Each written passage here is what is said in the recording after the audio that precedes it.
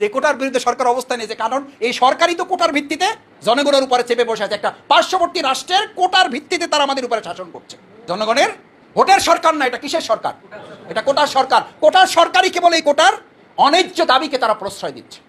মুক্তিযুদ্ধের চেতনাকে কোনো একটা মহল শুধুমাত্র তাদের ব্যক্তি স্বার্থের জন্য ব্যবহার করে গোটা দেশটাকে তারা বিক্রি করার একটা সিদ্ধান্তই গ্রহণ করেছে। তার ফলশ্রুতিতে আজকে আমাদের দেশের ভিতর দিয়ে কি চলবে? ট্রেন চলবে, যার ভিতর দিয়ে আজকে আমাদের তিস্তা চুক্তি তাদের মতো করে তারা একটা সম্পাদন করে দিচ্ছে। যখন আমাদের পানি উত্তর অঞ্চলে দরকার হয় তখন তারা নদীটা বন্ধ করে রাখে, আমাদের ওই মাঠগুলোকে খাঁখা করে মঙ্গা বানিয়ে দেয় তারা। শেরে বাংলায় ফজলুল হকের একটা কথা আপনাদের ভালোই মনে থাকার কথা, পার্শ্ববর্তী প্রতিবেশী রাষ্ট্রের মতো এরকম একটা বন্ধু যাদের থাকে তাদের পৃথিবীতে আর কোনো শত্রুর। এটা কি আমার কথা না, জামাতের কথা নাকি শেরে বাংলায় ফজলুল হকের কথা?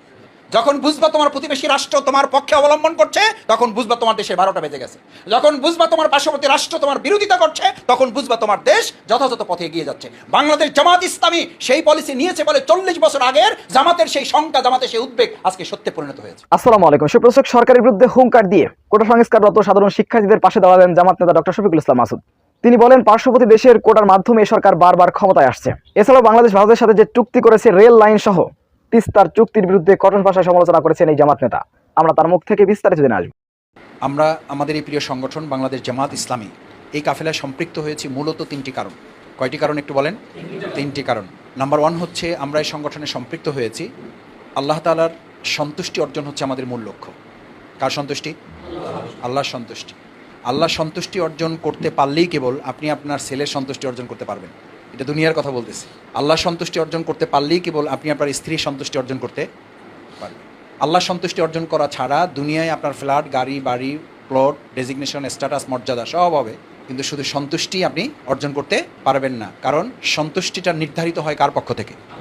আল্লাহর পক্ষ থেকে। সেই জন্য আজকে এখানে যারা আমরা আছি, ইসলামী আন্দোলন হচ্ছে আল্লাহ তাআলার সন্তুষ্টির একটি বড় মাধ্যম। এই কাজ যারা করবে, ইন্নাল্লাযীনা আমানু ওয়াল্লাযীনা হাজারু ওয়া জাহাদু ফি সাবিলিল্লাহ, এই কাজ যারা করবে তাদেরকে বলা হয়েছে যে আল্লাহ তাআলার পক্ষ থেকে বিরহমাতিহি, তাদের জন্য রহমত, দারাজাতিন মিন ইনদাল্লাহ, আল্লাহর কাছে তাদের অনেক সম্মান এবং মর্যাদা নির্ধারিত করা আছে। শুধু তাই বলা হয় নাই, এর সাথে এটাও বলা হয়েছে যে অতঃপর যারা এই ইসলামী আন্দোলনে সামিল হলো, আল্লাহর দিন কায়েমের কাজে সম্পৃক্ত হলো, তারপর যারা এখানে বায়াত গ্রহণ করলো, শপথ গ্রহণ করলো বা শপথ গ্রহণ করবে, তাদেরকে ফাবাশশির হুম, তাদেরকে কি দাও? সুসংবাদ দাও, তাদের জন্য সুসংবাদ। অতঃপর তারা যেন সুসংবাদে গ্রহণ করে এবং সুসংবাদের অধিকারী হয়। তাহলে আল্লাহ তাআলার পক্ষ থেকে কেউ সুসংবাদ পাওয়া মানেই হচ্ছে তিনি আল্লাহর সন্তুষ্টির একজন গোলাম বা তার বান্দা হিসেবে তিনি চিহ্নিত। যে কথা সূরা ফজরের 27 নম্বর আয়াতে বলা হয়েছে, ইয়া আইয়াতুহান নাফসুল মুতমাইন্নাহ, সে সন্তুষ্ট চিত্তের অধিকারী হবে। সে সন্তুষ্ট চিত্তের অধিকারী হবে। তার বৈশিষ্ট্য কি? ফাদখুলি ফি ইবাদি, সে কার গোলাম হবে? ভালো করে বলেন। না টাকার, না সম্মানের, না মর্যাদার, না ফ্ল্যাট প্লট চাকরির, না ব্যবসার, না স্ত্রী সন্তানের ভালোবাসার। আমরা আজকে থেকে গোলাম কার? আল্লাহর গোলাম হলে আপনার জন্য আল্লাহর সন্তুষ্টিটা বরাদ্দ। আর সেই সন্তুষ্টির জন্যই আমরা তার গোলামি করতে চাই, আর তার গোলামি করার জন্যই বাংলাদেশ জামাত ইসলামীতে আমরা সম্পৃক্ত হয়েছি, আলহামদুলিল্লাহ। এখন সম্পৃক্ত হয়ে আপনি ইয়া আইয়াতুহান নাফসুল মুতমাইন্নাহ, এই তার সন্তুষ্ট চিত্তের অধিকারী হতে পারার বৈশিষ্ট্য কি বলা হয়েছে? ফাদখুলি ফি ইবাদি, সে আল্লাহর গোলাম হবে। আর আল্লাহর গোলাম হলে আল্লাহর সন্তুষ্টি যদি সে নির্ধারিত করতে পারে, অদখুলি জান্নাতি, সুবহানাল্লাহ, সে শুধু আল্লাহর গোলামই হবে না, আল্লাহর সন্তুষ্টির অধিকারী হওয়া মানে সে কোথায় যাবে? পারা যাবে ইনশাআল্লাহ। ইনশাআল্লাহ। এটা হলো 1 নম্বর কথা, যে আমরা কার সন্তুষ্টির জন্য এই কাফেলায় এসেছি। এখন যদি সন্তুষ্টি অর্জন করতে গিয়ে এই কাজ করতে করতে করতে করতে যদি এই সমাজে আমরা কোনোদিন জামাত ইসলামী ক্ষমতায় গিয়েছে অথবা ইসলাম বিজয় হয়েছে, এটা যদি আমরা দেখে যেতেও না পারি, তাতে কি আমাদের লাভ না লস? মানে আমাদের লসের কিছু নাই, কারণ আমাদের মূল টার্গেট যেটা, সেই টার্গেট যদি অর্জিত হয় আর চূড়ান্তভাবে যদি আমরা আল্লাহর সন্তুষ্টির মাধ্যমে জান্নাত লাভ করতে পারি, তাহলে আমরা সফল এবং আমরা চূড়ান্তভাবে বিজয়ী। আল্লাহ তাআলা আমাদের কবুল করুন। এটা হলো 1 নম্বর কথা। 2 নম্বর হলো, আল্লাহ তাআলা আপনাকে পৃথিবীতে পাঠিয়েছেন ইবাদতের জন্য এবং একই সাথে পরীক্ষার জন্য। ছাত্রদের দায়িত্ব 2টা, একটা হলো পড়ালেখাও করবে, আবার পরীক্ষাটাকে ধরেন ইবাদত হিসাবে, মানে পড়ালেখাটাকে ধরেন ইবাদত হিসাবে, আর পরীক্ষা কেন্দ্রে যাওয়াটাকে ধরেন পরীক্ষা হিসাবে। এখন কোনো ছাত্র যদি বলে যে আমি শুধু পড়াশোনা করব, টিউশনি করব, কোচিং করব, স্কুলে যাব নিয়মিত, কিন্তু পরীক্ষার সময় আমি হলে যাব না, কারণ পরীক্ষাকে আমি কি পাই? ভয় পাই। ছাত্র পাস না ফেল? আরে ভাই, ফেল হবে কেন? ফেল করতে তো পরীক্ষায় অংশগ্রহণ করা লাগে। ফেল দেখাইতে হইলেও পরীক্ষায় কি করা লাগে? অংশগ্রহণ করা লাগে। আর যদি পরীক্ষাকে অংশগ্রহণই না করে, তাহলে সামনে লেখা থাকে উইথ হেল্ড, মানে এটা কি আছে? স্থগিত আছে। এ তো অংশগ্রহণই করে নাই। অংশগ্রহণ করছে 33 পায় নাই, সেটা হলো এক ধরনের কথা। তারটা কি দেখানো হয়? ফেল দেখানো। আর যদি কেউ অংশগ্রহণই না করে, তাহলে স্থগিত, মানে তার ইমানটাই স্থগিত, তার ছাত্রত্বই বাতিল। এখন আমরা যারা দুনিয়াতে এখন আসি, আমাদেরকে আল্লাহ দুটো উদ্দেশ্য, আল্লাহ দিয়ে খলাকল মাউতা ওয়াল হায়াতা লিয়াবলুয়াকুম, হইতেও পারে পরীক্ষা, নাও হইতে পারে। এটার অর্থ কি এইটা? লিয়াবলুয়াকুমের অর্থ কি এইটা? লিয়াবলুয়াকুমের অর্থ হইল অবশ্যই তোমাদের পরীক্ষার জন্যই আমি পৃথিবীতে পাঠিয়েছি। এর মধ্য থেকে আহসানু আমাল, আমি দেখতে চাই তোমরা কেউ ভালো কাজ করো। সূরা বাকারা তো আরও পরিষ্কার করা হয়েছে, ওয়ালা নাবলু ওয়ান্নাকুম বিশাইয়্যিম মিনাল খাউফ, তোমাদের প্রথম পরীক্ষাটাই হবে কি দিয়া? এই প্রশ্ন কমন পড়ছে না পড়ে নাই? আল্লাহ তাআলা যে প্রশ্নপত্র এখন থেকে 1400 বছর আগে তৈরি করে দিয়ে দিয়েছে, আমাদের প্রশ্নপত্র ফাঁস করে দিয়েছেন। এই জন্য ফাঁস করে দিয়েছেন যাতে কোনো ছাত্র এরপরও যদি কোনো কপাল পড়া বদনসিব দুর্ভাগা ফেল করে, তো ওই দোষ কি ওই শিক্ষা প্রতিষ্ঠান, ওই শিক্ষকের না ছাত্রের? ওই দোষ কি শিক্ষকের, স্কুলের না ছাত্রের? আল্লাহ তাআলা 1400 বছর আগে আমাদের পাশ করানোর উদ্দেশ্যে দয়া করে, তিনি যে রহমান, তিনি যে রহিম, এটার অংশ হিসেবে আমাদের কোরআনে প্রশ্নপত্র কি করে দিয়েছেন? ওয়ালা নাবলু ওয়ান্নাকুম বিশাইয়্যিম মিনাল খাউফ, আমাদেরকে পরীক্ষা করা হবে, এবং প্রশ্ন কি কি তাও বলে দেওয়া হয়েছে। এবং সেই প্রশ্ন আমরা দেখতেছি যে কমনও পড়ছে। এরপরও যদি আমরা কেউ ফেল করি, এর সে বদনসিব আর কেউ হতে পারে না। তাহলে আমাদেরকে একই সাথে ইবাদতের জন্য এবং কিসের জন্য? পরীক্ষার জন্য। তার মানে হলো কেউ শুধু ছাত্র হিসেবে পড়াশোনা করলো কিন্তু পরীক্ষা দিল না, সে যেমন ব্যর্থ। কোনো আল্লাহর বান্দা ইবাদত করলো, পরীক্ষায় অংশগ্রহণ করলো না, অথবা এমন ইবাদত করলো তার সামনে পরীক্ষায় আসলো না, তাহলে বুঝতে হবে কোনো ছাত্র পড়াশোনা করতেছে। আপনার ছেলে, আপনার সন্তানদের, মেয়েদের যে স্কুলে কলেজে দিয়েছেন, মাস পার হয়ে যায়, 6 মাস পার হয়ে যায়, বছর পার হয়ে যাইতেছে, পরীক্ষার কোনো তারিখ ছেলে বা মেয়ে বলে না, আপনি কি টেনশনে থাকেন না? থাকেন না? থাকেন কি কারণে? যে তার ছাত্রত্বই আছে কিনা এটা নিয়ে আপনি তখন কি করেন? সন্দেহ পোষণ করেন।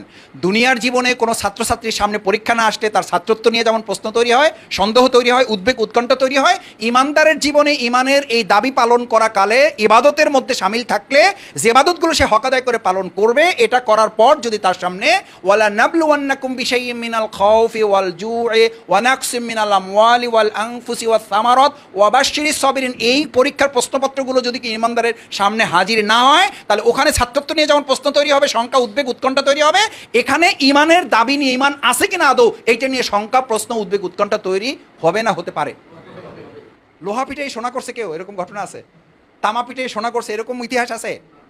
আপনারা ভালো মানুষ, এই ভালো মানুষদেরকে তো এখন পিটানো হবে, ভালো মানুষদেরকে আবার গরম থেকে পানিতে ফেলানো হবে, এই ভালো মানুষদেরকে আবার হাতুড়ি দিয়ে পিটাইতে পিটাইতে তারপরে তার ক্যারেট উন্নত করতে হবে। এখন আমরা 18 ক্যারেটে আছি, আমরা যাইতে চাই কোন ক্যারেটে? 22 ক্যারেটে। কেন যাইতে চাই? এই জন্য যাইতে চাই যে দুনিয়ার বাহাবা নেওয়ার জন্য। ওই যে প্রথম পয়েন্ট কি, কার সন্তুষ্টি? আল্লাহ সন্তুষ্টির জন্য। দুনিয়াতেই যদি পিটানো পাঠানোতে মর্যাদা থাকে, তাহলে এই পিটানো পাঠানোর উপরে কালকে আমাদের মর্যাদা হবে না ইনশাআল্লাহ? এই পিটানো পাঠানো, এই গরম, এই তারপরে হাতুড়ি, এই ধাক্কা আমরা সইতে পারবো ইনশাআল্লাহ? কারণ এটা সইতে হবে কিসের জন্য? জামাত ইসলামী করার জন্য। কারণ এটা কার ফায়সালা?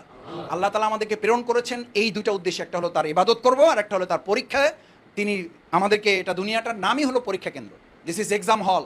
এই এক্সাম হলে পরীক্ষা নির্ধারিত করা আছে, পরীক্ষার প্রশ্নপত্র ফাঁস করে দেওয়া আছে। এই পাশ করার মধ্য দিয়েই আপনাকে প্রমাণ করতে হবে যে আপনি আল্লাহ সন্তুষ্টির জন্য নিজেকে প্রস্তুত করার সিদ্ধান্ত নিয়েছেন। আল্লাহ আমাদেরকে প্রেরণ করেছেন কয়টা উদ্দেশ্যে? একটা হলো তার ইবাদত করা, আর একটা হলো তার পরীক্ষায় আমাদেরকে উত্তীর্ণ হওয়া। দুনিয়ার ইতিহাসে যেমন একজন ছাত্র পড়াশোনা করে পরীক্ষা অংশগ্রহণ না করলে তার ছাত্রত্ব বাতিল হয়ে যায়, ইমানের দৃষ্টিতে একজন ইমানদার যত ইবাদত বন্দেগী করুক কিন্তু পরীক্ষা অংশগ্রহণ করলো না, তার ইবাদতগুলো কি হয়ে যাবে? এটা একমত হইতে পারলেন না। এটা কি আমার কথা?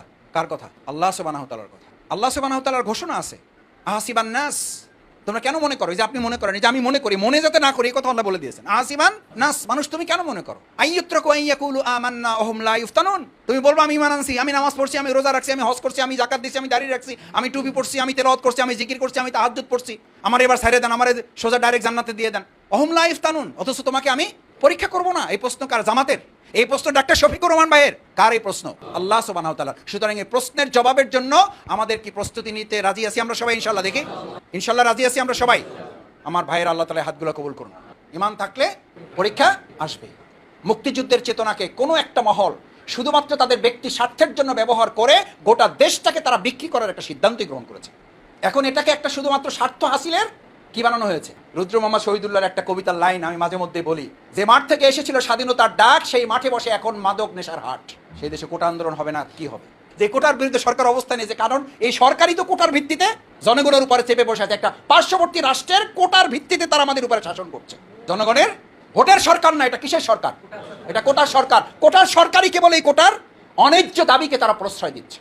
কোটা সরকারের কাছে কোটা বিরোধী আন্দোলন সফল হবে কিনা আমি জানি না, তবে আন্দোলন আমাদের অব্যাহত রাখতে হবে।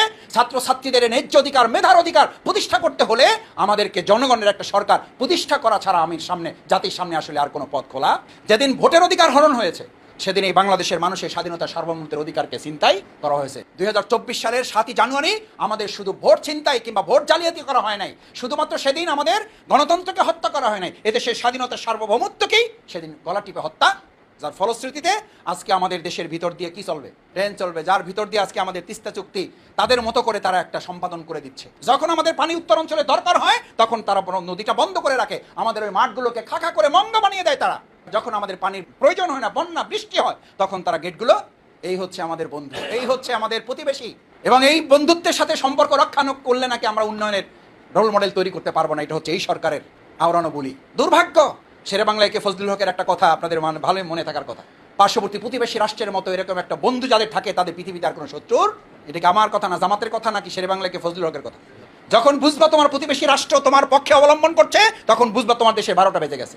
যখন বুঝবা তোমার পার্শ্ববর্তী রাষ্ট্র তোমার বিরোধিতা করছে তখন বুঝবা তোমার দেশ যথাযথ পথে এগিয়ে যাচ্ছে। বাংলাদেশ জামাত ইসলামী সেই পলিসি নিয়েছে বলে 40 বছর আগের জামাতের সেই শঙ্কা, জামাতের সেই উদ্বেগ আজকে সত্যে পরিণত হয়েছে। যে শঙ্কা জামাত উদ্বেগ প্রকাশ করেছিল সেই কথা এখন প্রতি লাইনে লাইনে না, অক্ষরে অক্ষরে, দাড়ি কমা সেমিকলন অনুযায়ী সেগুলো এখন সত্যে। ইনশাআল্লাহ আমরা আমাদের এই স্বাধীনতা সার্বভৌমত্ব আমরা ঈমান রক্ষায় যেমন সিদ্ধান্ত নিয়েছি আল্লাহ সন্তুষ্টি অর্জনের জন্য, দেশের স্বাধীনতা সার্বভৌমত্ব রক্ষায় আমাদের যদি জীবন বাজি রাখতে হয়, জীবন বাজি রেখে স্বাধীনতা সার্বভৌমত্ব রক্ষায় আল্লাহ সন্তুষ্টির জন্যই আমরা ঈমান রক্ষার মতো এই দেশের স্বাধীনতা রক্ষার জন্য আমরা লড়াই সংগ্রাম করবো ইনশাআল্লাহ। এই স্বাধীনতা সংগ্রামের অকুতোভয় সৈনিক হিসাবে ভূমিকা পালন করেছিলেন বলেই টিপাই মুখবাদের বিরুদ্ধে আমাদের নেতৃবৃন্দ যখন লক্ষ লক্ষ মানুষের সমাবেশ করেছিলেন সেই টার্গেট নিয়েই আমাদের নেতৃবৃন্দকে ফাঁসি দেওয়া হয়েছে। আজকে সর্বশেষ আন্তর্জাতিক পর্যবেক্ষক মহল, আপনারা দেখেছেন ইউটিউবে সংবাদ মাধ্যমগুলোতে এসেছে যে আন্তর্জাতিক পর্যবেক্ষক মহল মানে তাদের মতামত দিয়েছে, আদালতের রায় আমাদের সামনে এসেছে যে বাংলাদেশে যে ট্রাইব্যুনালে রায় দেওয়া হয়েছে সেই রায়ে বিচারকদের কোনো স্বাধীনতা ছিল না। এই কথা আমরা বহু আগে বলেছি, আর এখন আন্তর্জাতিক পর্যবেক্ষক মহল এই সিদ্ধান্ত জানিয়েছে। ইনশাআল্লাহ এই বিচারিক হত্যাকাণ্ডের মাধ্যমে আমাদের নেতৃবৃন্দকে যারা অন্যায়ভাবে ফাঁসি দিয়েছেন তাদের বিচার জনগণে বাংলাদেশের মাটিতে একদিন করবে। আমরা স্বাধীনতা সার্বভৌমত্ব রক্ষায় অতন্দ্র প্রহরী ভূমিকা পালন করতে চাই ইনশাআল্লাহ, কারণ ঈমান রক্ষা করার মধ্য দিয়েই এদেশের স্বাধীনতা রক্ষা করার হেফাজতের গ্যারান্টি দেওয়া হবে। ঈমানই হচ্ছে, ইসলামই হচ্ছে দেশের স্বাধীনতা সার্বভৌমত্বের একমাত্র গ্যারান্টি, রক্ষা কবচ, এটা ছাড়া এর কোনো বিকল্প।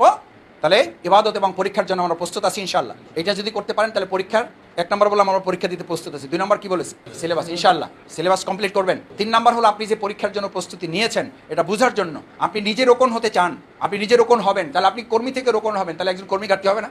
তাহলে আপনার কাজ হচ্ছে আপনি টার্গেট করবেন জান্নাত, জান্নাতের টার্গেটই আপনি একজন কর্মী টার্গেট করবেন, জান্নাতের টার্গেটই আপনি একজন সদস্য প্রার্থী হওয়ার পর আপনি একজন সদস্য প্রার্থী টার্গেট, আপনি কর্মী টার্গেট করবেন না, টার্গেট করবেন কি?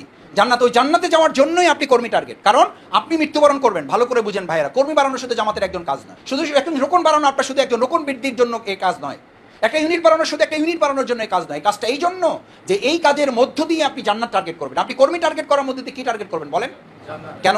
আপনার বয়স সীমিত, 40 বছর, 50 বছর, 60 বছর, 70 বছর, 80 বছর যদি বেঁচেও থাকেন, সবগুলো ইবাদত যথাযথভাবে করা সম্ভব হয়ে ওঠে না। তার মানে আপনি একটা সীমিত সময়ের জন্য ইবাদত করতে পারবেন। কিন্তু আপনি যদি 50 জন লোক এমন তৈরি করতে পারেন যে 50 জন লোক আরও 100 জন লোক তৈরি করবে, সেই 100 জন লোক আরও 100 জন লোক তৈরি করবে, সেই 100 জন লোক আরও 1000 লোক তৈরি করবে, সেই 1000 লোক আরও 20,000 লোক তৈরি করবে, তাহলে আপনি মরে যাবেন কিন্তু কিয়ামত পর্যন্ত এই লোকগুলোর কাজ সাদাকায় জারি হিসেবে আপনার আমলনামায় যুক্ত হতে থাকবে। সুবহানাল্লাহ। দেখি ইনশাআল্লাহ কে কে রাজি আছেন এটা? ইনশাআল্লাহ। আল্লাহ আপনি হাতগুলো আমাদের কবুল করেন। এই টার্গেট কিসের জন্য? জান্নাতের টার্গেটের জন্য। কারণ আপনি 30, 60, 70 বছর আপনি মারা যাবেন, কিন্তু এই লোকগুলো তৈরি করে গেলে কিয়ামত পর্যন্ত আপনার আমলনামায় সব যুক্ত হবে না? হবে না ভাই? নেকি যুক্ত হবে না? হবে না? তাহলে আমাদের আমলনামা দরকার নাই, এই সব আমাদের লাগবে না, এই সাদকায়ে আমাদের দরকার নাই। তাহলে আমাদের টার্গেট নেওয়া হবে ইনশাআল্লাহ, টার্গেট বাস্তবায়ন হবে ইনশাআল্লাহ। সিদ্ধান্তটা আগে আপনাকে নিতে হবে যে আমি এরকম সিদ্ধান্ত নিয়েছেন। আমি এটা বলি এই জন্য, সিদ্ধান্ত নিয়েছেন আব্দুল্লাহ জুল বাজেদাইন রাদিয়াল্লাহু তাআলা যে তিনি কি হবেন? শহীদ হবেন, যুদ্ধ করবেন এবং বিনা হিসেবে তিনি জান্নাতে যাবেন। সিদ্ধান্ত নিয়েছেন, আল্লাহ তাআলা ওই সিদ্ধান্তের হাতকে কবুল করেছেন। সুবহানাল্লাহ। শাহাদাতের মর্যাদা দিয়েছেন। কোনো যুদ্ধ তার ভাগে আসে নাই, তার নসিবে আর জুটে নাই, ওই অবস্থাতে তিনি ইন্তেকাল করেছেন। কোনো যুদ্ধ করেন নাই, যুদ্ধের মাঠে যাইতে পারেন নাই, ইন্তেকাল করেছেন। রাসূল সাল্লাল্লাহু আলাইহি ওয়াসাল্লাম তার জানাজার ইমামতি করেছেন। সুবহানাল্লাহ। তার কবর কফিন নামানোর জন্য রাসূল সাল্লাল্লাহু আলাইহি ওয়াসাল্লাম কবরে নেমেছেন। আবু বকর ওমরের মতো সাহাবীদেরকে উঠে আসতে বলেছেন। কবরে কফিন নামাতে গিয়ে বলেছেন আদাবান ইলা আখাকুমা, তোমার এই ভাইয়ের কফিন নামানোর ক্ষেত্রে তোমরা অত্যন্ত সতর্ক, আদব যত্নের সাথে নামাও।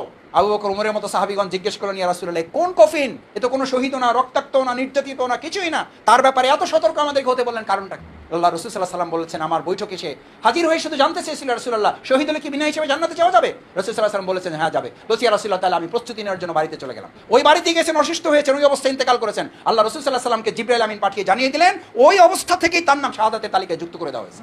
আজকে এখানে যারা উপস্থিত হয়েছেন, আমাকে কেউ বলুক আর না বলুক, আমি এই রিপোর্ট সংরক্ষণ করে আমি শপথের অন্তর্ভুক্ত হবো। আরেকবার একটু কষ্ট দিই, ইনশাআল্লাহ এই বছরের মধ্যে আমরা শপথ গ্রহণ করব, নিজ দায়িত্বে আমরা নিয়মিত এবং মানসম্মত রিপোর্ট সংরক্ষণ করব। আল্লাহ তৌফিক দিন। ভাইয়েরা আসুন আল্লাহ সুবহানাহু ওয়া তাআলার কাছে এই প্রত্যাশা ব্যক্ত করে, আপনারা এখানে যারা কষ্ট করে এসেছেন, আল্লাহ তাআলা যেন আপনাদের উত্তম জাযা দান করেন এবং আমাদের এই প্রিয় কাফেলাকে তার সন্তুষ্টির কাফেলা হিসেবে কবুল করে দিনের জন্য যেন আমরা এগিয়ে যেতে পারি, আমাদের দেশের স্বাধীনতা সার্বভৌমত্ব রক্ষায় যেন আমরা ভূমিকা পালন করতে পারি। আসসালামু আলাইকুম রাহমাতুল্লাহ। সুবহানাকাল্লাহুম্মা ওয়া বিহামদিকা আশহাদু আল্লা ইলাহা ইল্লা আনতা আস্তাগফিরুকা ওয়া আতুবু ইলাইক। আসসালামু আলাইকুম। সুপ্রিয় দর্শক, জামাত নেতা ডক্টর শফিকুল ইসলাম মাসুদের এই বক্তব্যটি আপনারা কিভাবে দেখছেন? তার এই বক্তব্যটি কতটুকু যুক্তিসঙ্গত বলে আপনারা মনে করেন? অবশ্যই আপনাদের মূল্যবান মন্তব্য কমেন্ট বক্সে জানাবেন। সবসময় সত্য নির্ভুল তথ্য পেতে স্বাধীন বাংলা ইউটিউব চ্যানেলটি সাবস্ক্রাইব করে আমাদের সাথে থাকুন।